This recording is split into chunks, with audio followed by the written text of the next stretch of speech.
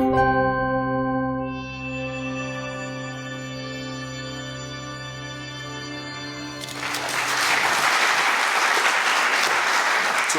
there are two issues in this panel. One is related to a contribution to the NDCs. So we'll look at what FAO and AFD are thinking about this specific issue. And the other segment within the panel is to talk about projects that establish a link with farmers. So I will start with Mr. Mansour and ask you, Mr. Mansour, what's FAO's work in this context in making sure that agriculture and forestry contribute to the NDCs? You have the floor, please. Thank you very much, Mr. Chairman. As we commented first, the agriculture was not very high on the agenda until COP21. In COP21, it gained the momentum in a significant way, so much so that 90% of the developing countries, NDCs, mention agriculture and land issues, 90%. So it gained a huge space where we can work. Nevertheless, soil specifically is not much mentioned. We have to link the benefits of soil in the broader context to bring it to the NDCs. One of the biggest opportunities we have on working, especially on soil organic carbon, is on the Sustainable Development Goal 15, on its target 3, because soil organic carbon, as you know, is one of the 3 metrics that's being used together with land productivity and land cover change. That means that countries have to develop what Pete mentioned to us, their MRV programs for soil organic carbon. And what we have been motivating in FAO is twofold: adoption of sustainable soil management and monitoring of soil organic carbon. Of course, sustainable soil management is very broad, but sustainable soil organic carbon is very specific, but has impact on this broad aspect. Why?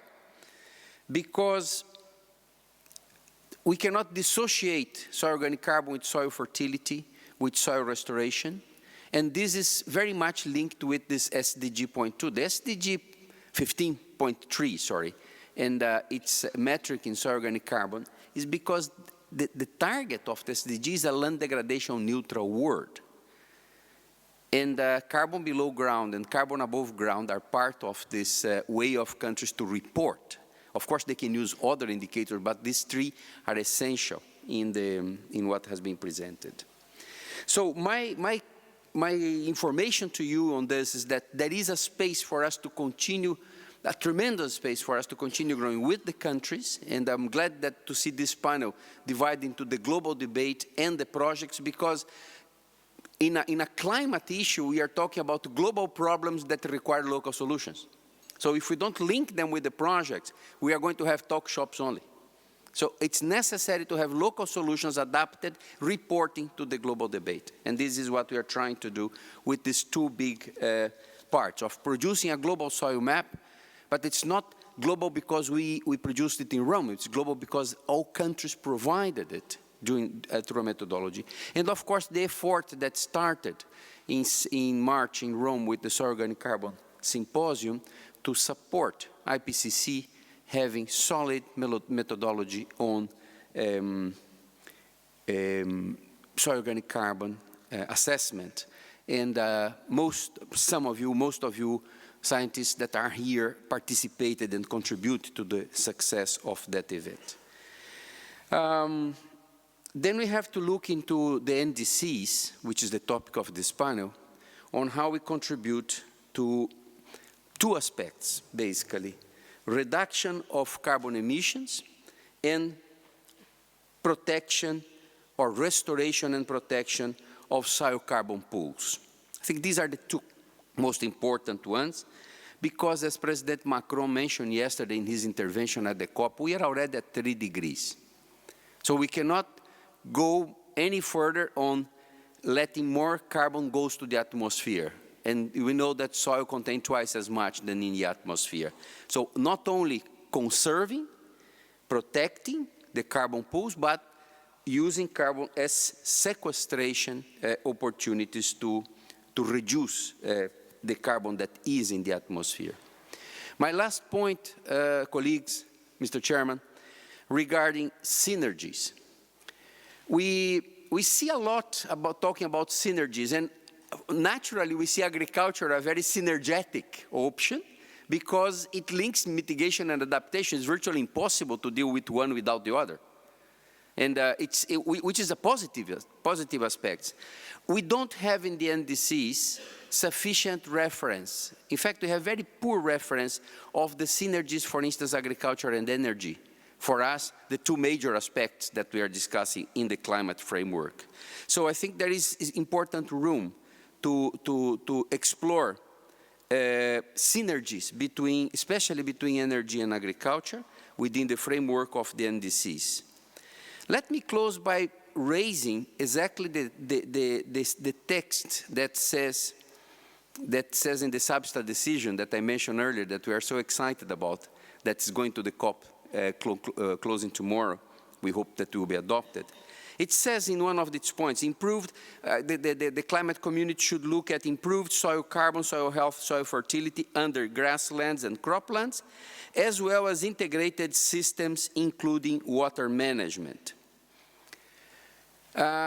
If we look in isolation of soil organic carbon, of course we have to report on this, but it will not work if we leave the opportunities it raises for integrated systems, as it's mentioned in the decision. And water management specifically. Nowadays in FAO, we are a bit concerned with the aspect that when water scarcity is a reality and is affecting a lot of food production. And the immediate thing that comes to mind when we talk about water scarcity in agriculture is irrigation scheme and pumping more water. Pumping more water means getting more energy, depleting soil water resources, complicating. Irrigation is very important. Irrigation nowadays covers 20% of agricultural land, produces 40% of the food. We have to increase irrigation area, but it's not the only solution. We have to look at the water stocks. And where is the best place in the world to keep water? It's in the soil. So my point is that we should take into account the importance of the integrated systems and the importance of soil management for water resources, not dissociating the 2 agendas. I stop here. I hope that these ideas bring a contribution for the debate. Thank you very much. Thank you. Thank you very much, Mr. Mansour. I will have a question later on. Monsieur Christian Fusilier, c'est votre tour.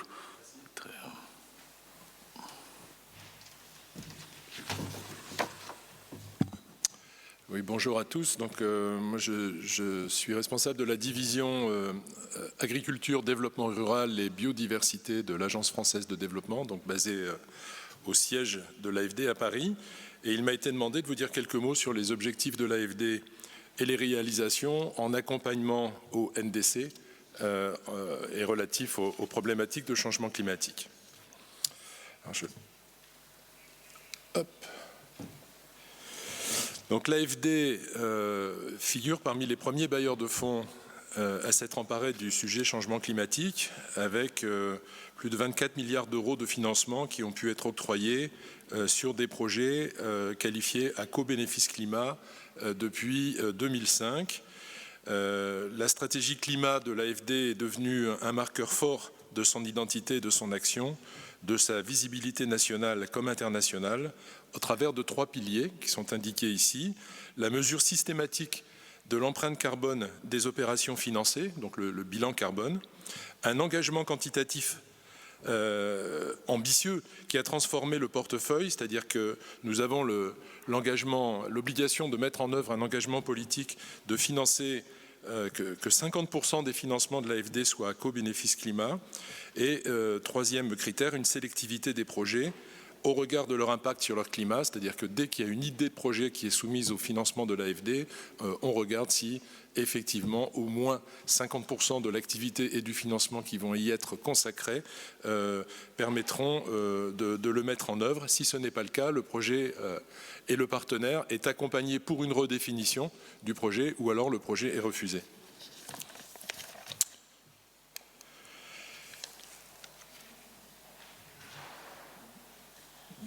Donc nous savons tous que les CDN de l'accord de Paris ne sont pas suffisants aujourd'hui.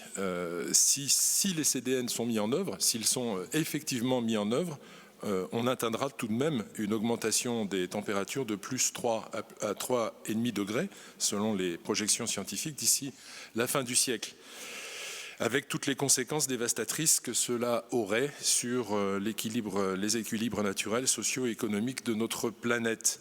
Donc, il faut faire plus que les CDN et plus vite. Donc tout cela, ça veut dire, de notre point de vue, une responsabilité particulière pour les bailleurs de fonds qui consiste à accompagner les pays dans la mise en œuvre et dans l'atteinte des résultats de leur CDN, et donc de développer des outils et une approche différenciée, adaptée à la demande et en fonction du niveau de développement du pays. Et ça, de ce point de vue, il y a encore du travail à faire. Tenir compte bien évidemment de son niveau spécifique d'émissions de gaz à effet de serre et du niveau d'ambition politique affiché. Donc notre objectif est ambitieux, nous et d'autres. En 2020, 100% des financements du groupe AFD seront dédiés à la transformation des trajectoires de développement et nos tutelles y veillent. Nos tutelles, c'est le ministère des Finances français et le ministère de l'Europe et des Affaires étrangères, sont très attentifs sur ces sujets, avec comme objectif principal de cibler le soutien et l'accompagnement dans la mise en œuvre et l'amélioration des CDN sur l'Afrique et en particulier sur les PMA.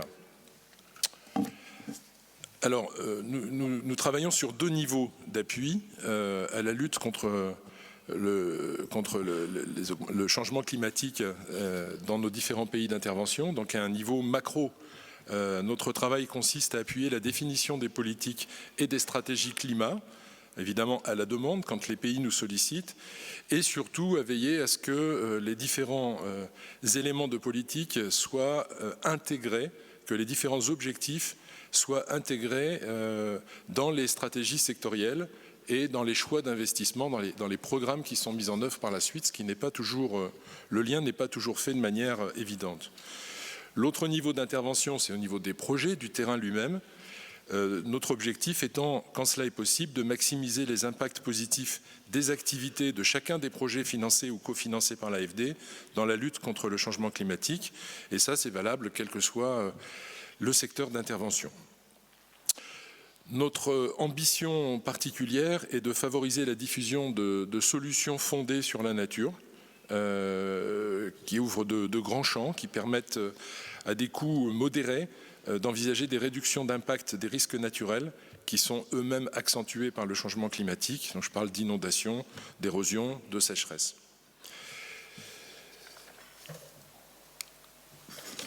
Pour ne pas prendre trop de temps,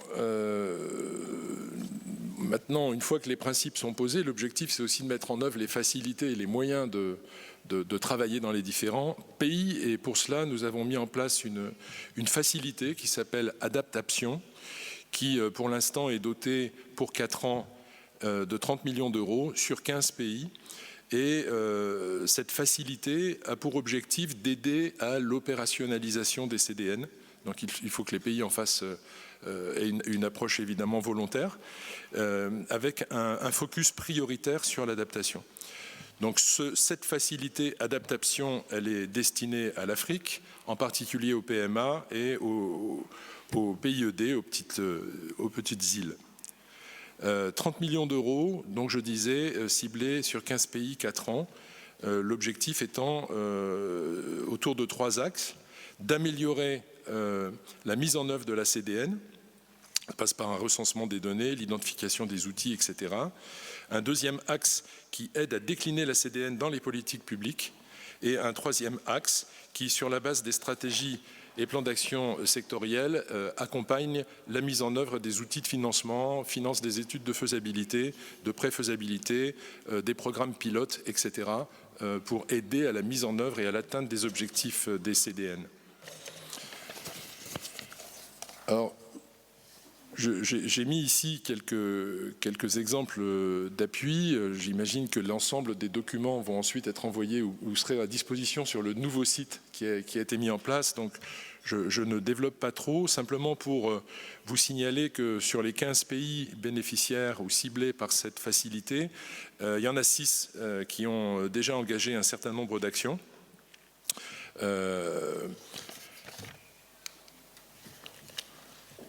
Alors les projets qui sont financés par l'AFD, pour donner quelques exemples,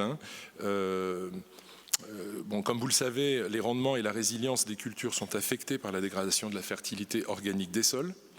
Le changement climatique est un facteur d'aggravation.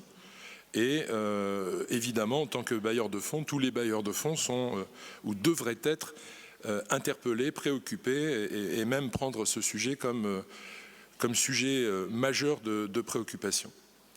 Donc le stockage du carbone organique dans les sols et les paysages contribue grandement à l'adaptation et à la résilience aux effets du changement climatique. Donc ça, on le dit, on le répète et on essaie de le montrer à travers les programmes et projets dans les différents pays. Et évidemment, au maintien de la fertilité des sols, donc à la productivité et aussi à limiter l'extension des surfaces cultivées. Donc, encore quelques mots avant de conclure, pour vous dire que selon nous, les projets ruraux que nous finançons doivent avoir, dans la mesure du possible, en fonction des géographies, on insiste sur les points suivants, donc le développement économique et social, l'équité territoriale, à travers l'amélioration et la création d'emplois décents, l'augmentation des revenus, l'amélioration des conditions de vie des ruraux. C'est-à-dire que tous ces points-là sont considérés, y compris dans la réflexion adaptation au changement climatique. Il faut qu'on soit en mesure de mesurer comment les actions qu'on va mettre en œuvre vont influer sur ces points-là. Et puis, évidemment, comment les projets vont permettre d'atténuer les émissions de gaz à effet de serre et protéger, restaurer les services écosystémiques rendus par la nature. Donc voilà quelques-uns des éléments nouveaux qu'on met en avant maintenant dans le passage au crible des différents projets qui sont financés. Je ne vais pas, Monsieur le Président, développer les exemples que j'ai de projets en République dominicaine, Mexique, Cameroun, etc., puisque ça sera disponible sur le site. Juste un mot pour dire que l'AFD a beaucoup financé, travaillé avec ses partenaires de la recherche au nord et au sud les programmes de techniques de semis sous couvert végétal. Et il y a encore beaucoup à apprendre et à soutenir en ce domaine. On peut trouver sur le site de l'Agence française de développement un ensemble de documents qui donnent des résultats d'évaluation rétrospective sur ces différents sujets et notamment sur 15 ans d'appui à l'agroécologie et aux techniques de semis sous couvert végétal. Je vous remercie. Ok, merci à vous. Très bien. Merci.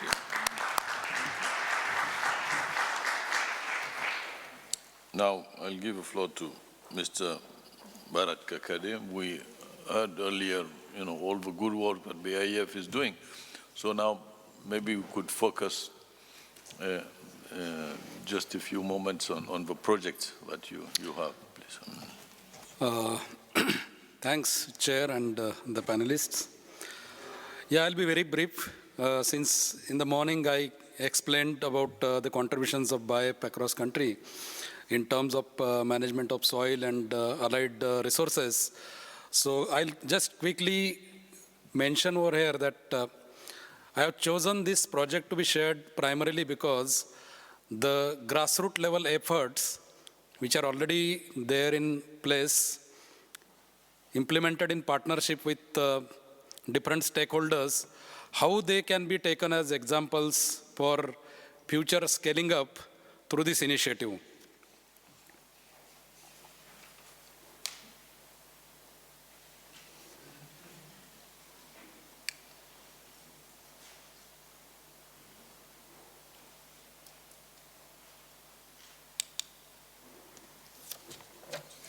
Yeah.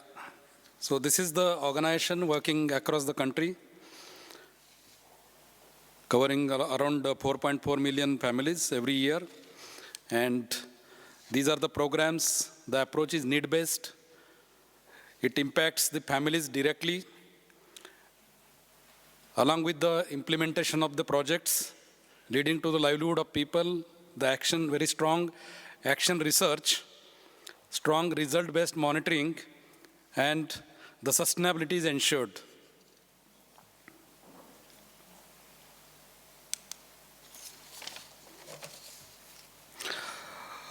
Very quickly, the issues of soil health in India.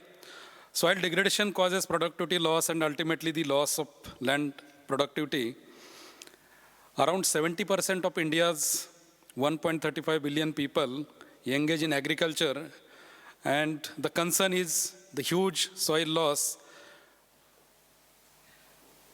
due to water and wind, and also the practices of agriculture. 44% of our lands are now affected through this degradation. So land under additional pressure by urbanization and industrialization, and mineral fertilization is not the solution to compensate decline in productivity. So with this background, we have several projects. We have more than 100 plus projects being implemented across the country in degraded lands, in the areas where the communities are deprived of the resources. So one of the very important initiative which BIAP has taken in remotest of area, in the tribal areas, in partnership with Government of Germany, the KfW, is Agri-Horti-Forestry Model. This is basically converting the degraded or the marginal lands into productive assets. And this is done through empowerment of the tribal poor. They are supported to convert their degraded land into productive orchards. In the process, in the orchards, in the area where they have ownership, the soil is conserved, soil is enriched, water is harvested and used for increasing the productivity of this land.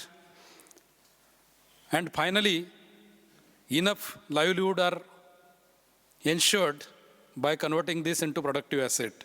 In the process, we have assessed that almost 84.67 CO2 fixation happens per hectare by converting this land into productive asset. And the soil carbon is increased by 0.42 to 0.6% just in 4 years of period. Finally, there is a value chain established with these orchards taking the produce to market through the cooperatives of the tribal people.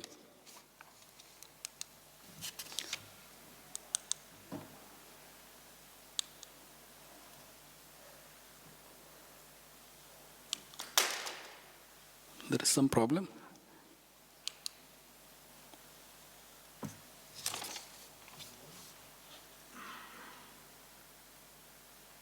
Next. You can skip this. Yeah. So there is another very interesting example which we started a couple of years back with BMZ One World No Hunger initiative. The objective of this initiative is a world without hunger is possible, and the program on soil protection and rehabilitation for food security is part of this initiative. This is being implemented in 5 countries, and India is one of it. We are implementing in this part of the country in India. And this is the approach followed. The problem addressed is degradation of natural resources, reduced food production. Approximately 6 million hectares of land worldwide, as we all know, become degraded each year. Land degradation affects approximately 37% of the total geographical area in India. And with this initiative, we have taken a small cluster to pilot improving the soil fertility, soil conservation, and enhancing the land productivity. Along with climate resilient measures, water conservation, and knowledge and capacity enhancement of the people, with climate change knowledge network in Indian agriculture as the base. So we have observed that there is excellent soil protection, there is enhanced productivity through integrated management of all these resources, including soil and water, and along with agriculture practices.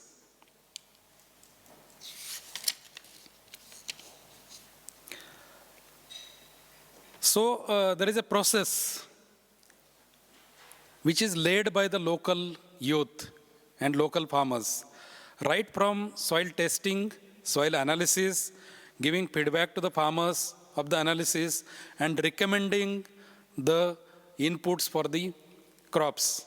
And this is along with, of course, the network of the agriculture universities, other stakeholders, the government delivery mechanism, and with this,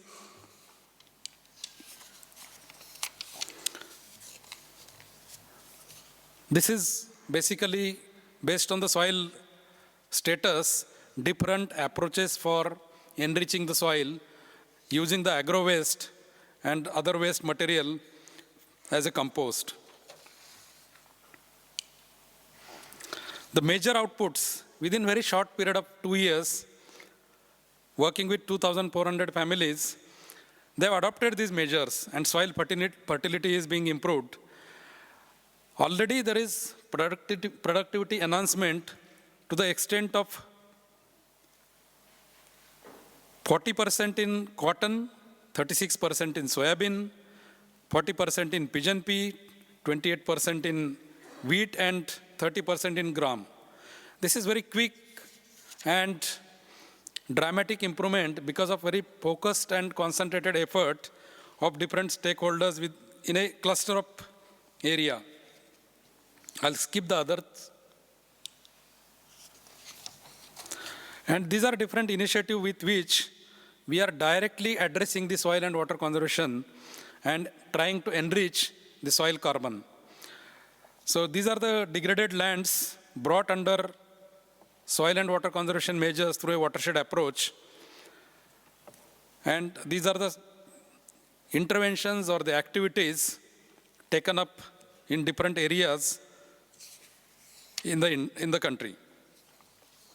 And through this process, we have almost reached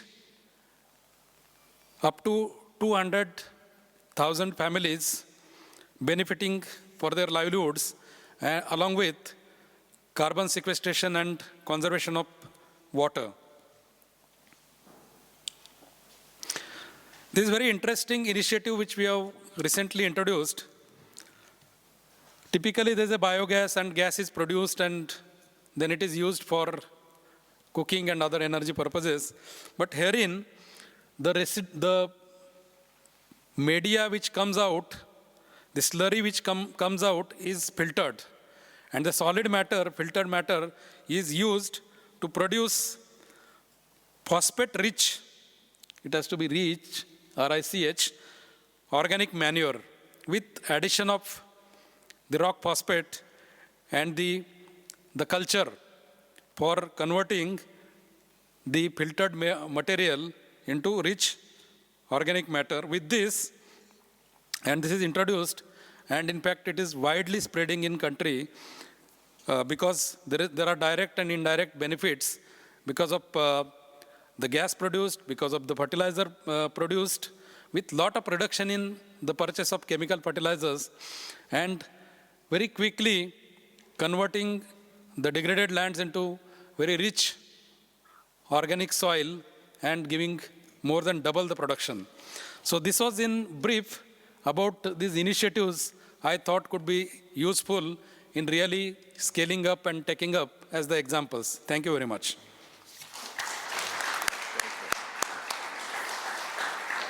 Thank you very much, and you really showed that this panel is about action on the ground. So for the sake of time, we'll now take 2 questions from the audience. Yes, please, Madam.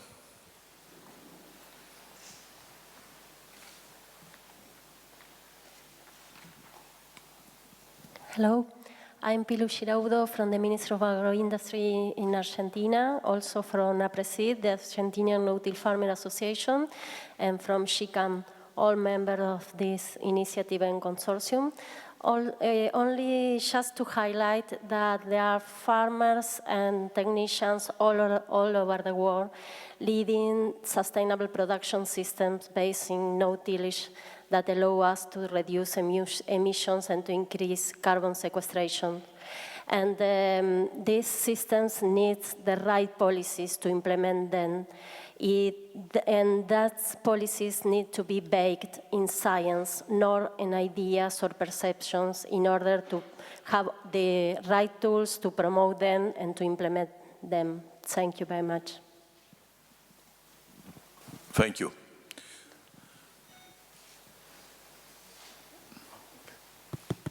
Okay, I don't see any other question. Okay, I'll ask a question to Mr. Mansour. You mentioned the fact that 90% of developing countries NDCs were mentioning agriculture, but soil is not mentioned. I have a very naive question. Why is soil not mentioned?